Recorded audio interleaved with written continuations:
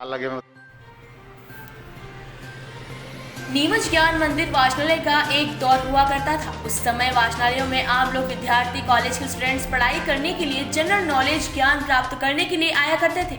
लेकिन बदलते डिजिटल युग ने इन वाचनालयों की दिशा ही बदल डाली। जी हाँ, ज्ञान मंदिर वाचनालय की स्थापना सीताराम जी, जाजू कन्हैया जी डूंगरवाल, पंडित शिव नारायण गौड़, करीब 10 से 12 समाज सेवियों ने इस ज्ञान मंदिर वाचनालय की स्थापना की थी। बदलते डिजिटल युग, फेसबुक, व्हाट्सएप, यूट्यूब पर चलते इन वचनों पर अब आम लोग और स्टूडेंट्स नहीं पहुंचते हैं। ज्ञान मंदिर वाचनालय के अध्यक्ष किशोर जवेरिया ने बताया कि जो किताबें पढ़ने का आनंद इन वाचनालयों में आता था वो डिजिटल युग में कहा, क्योंकि वहां पर सभी तरह के ज्ञान की पुस्तकें और एक माहौल मिलता था जिससे एक दूसरे की किताबें, ज्ञान और मानसिक ज्ञान भी बढ़ता था। अब वो बातें बदलते डिजिटल युग में नहीं है, क्योंकि डिजिटल युग में सिर्फ मौखिक जानकारी मिल जाती है जो ज्ञान वाचनालयों में मिलता है। कई प्रकार के इतिहास ग्रंथ पढ़ने को मिलते हैं, लेकिन देखा जाए तो बदलते युग के साथ इन लाइब्रेरी वाचनालयों की दिशा और दशा दोनों ही बदल गई। अब लोग फेसबुक, व्हाट्सएप और गूगल पर जानकारी प्राप्त कर लेते हैं, जिसके चलते इन वाचनालयों की तरफ अब आम लोग नहीं आ पाते। किताबों का अपना अलग महत्व है और डिजिटल जो युग आया है इसका अपना महत्व है। ये यहाँ ज्ञान मंदिर लाइब्रेरी के परिसर में हम खड़े हैं। इस लाइब्रेरी को बनाने में स्वर्गीय श्री सीताराम जी जाजू, श्री कन्हैयालाल जी डूंगरवाल और पंडित शिव नारायण जी गौड़, ये तीनों ने मुख्य भूमिका निभाई थी। और ज्ञान मंदिर की बहुत अच्छी लाइब्रेरी यहाँ पर हुआ करती थी और उसमें सैकड़ों का हज़ारों किताबें थी। और मैं जब छोटा था तब मेरा नियमित रूप से इस ज्ञान मंदिर लाइब्रेरी में आके और घंटे, 1.5 घंटे, 2 घंटे मैं यहाँ पढ़ा करता था, क्योंकि उस समय हमारे पास इतने पैसे नहीं होते थे कि किताबें ला के ख़रीदते, तो हम ज्ञान मंदिर में आके पढ़ा करते थे। ऐसे ही यहाँ पर बगाना के अंदर गांधी वाचनालय था, नीमच सिटी में वाचनालय था। तो वो दौर था एक कि वो लोगों को वाचनालय में जाकर और पढ़ने का एक शौक़ हुआ करता था। धीरे धीरे यहाँ पर किताबें, जो यहाँ के पदाधिकारी बने, जिनके हाथ में लाइब्रेरी का चार्ज रहा, जिनकी जिम्मेदारी थी कि इस लाइब्रेरी को चलाएं, उन्होंने धीरे धीरे इस लाइब्रेरी की किताबें कम करना चालू कर दी और उनके घर की लाइब्रेरी में वो किताबें शोभा बढ़ाने लगी।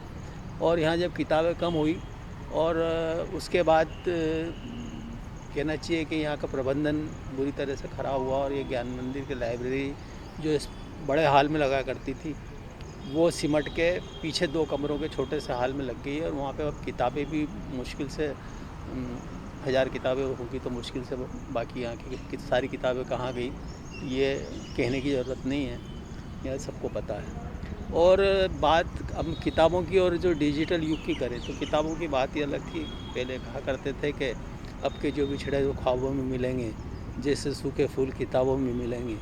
तो ऐसी किताबों के ऊपर कई शायरों ने शायरी भी करी और उसका एक मज़ा अलग ही था किताब पढ़ने का। मैंने, अगर किताबें नहीं होती, ये डिजिटल दौर जब से आया है, मैं भी इससे जुड़ा हुआ हूँ, लैपटॉप भी है, सब कुछ है, पर इसमें पढ़ने का वो मज़ा नहीं आता जो किताबों में आता है।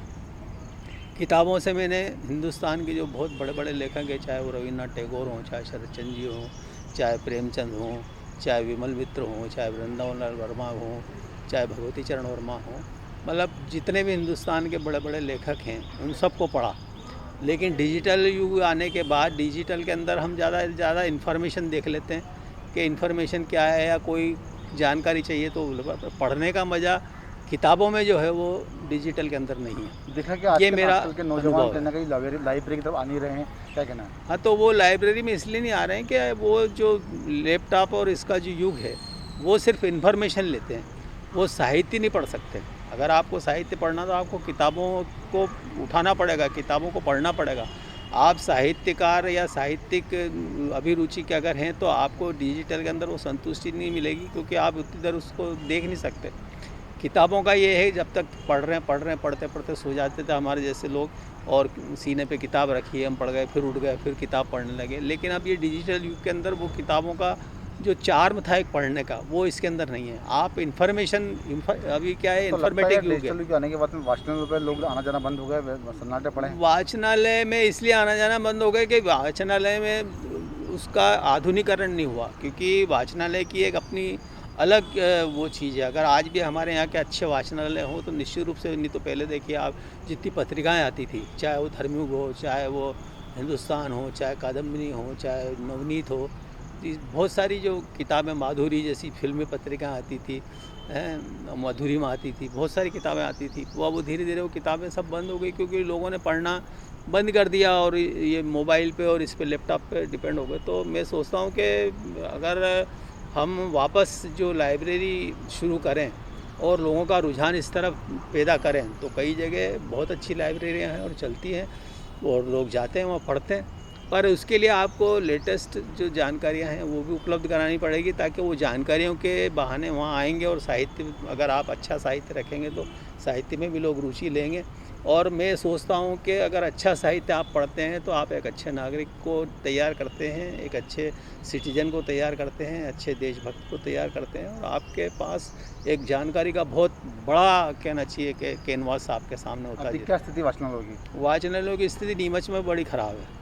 नीमच में जितने वाचनालय थे, चाहे वो ज्ञान मंदिर वाचनालय को ले लो, चाहे वो गांधी वाचनालय बगाने को ले लो, चाहे नीमच सिटी का वाचनालय ले लो, तीनों जो बड़े वाचनालय थे, यहाँ पर एक जाजी बिल्डिंग के सामने एक जैन वाचनालय भी हुआ करता था, मैं वहाँ पे भी पढ़ने जाया करता था, वो भी वाचनालय बंद हो गया।